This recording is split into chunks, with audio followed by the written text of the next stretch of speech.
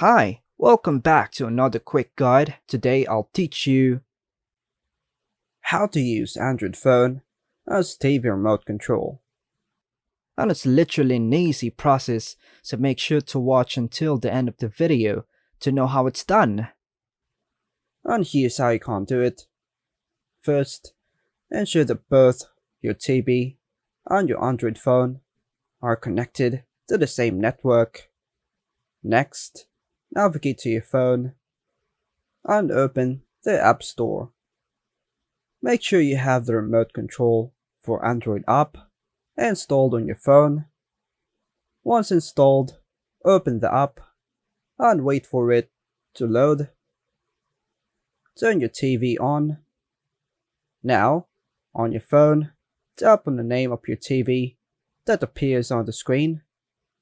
Enter the pairing code displayed on your TV, then tap OK. Now, you can utilize your Android phone as a TV remote control. And that's all for now, folks. Hope you like and subscribe. Thank you.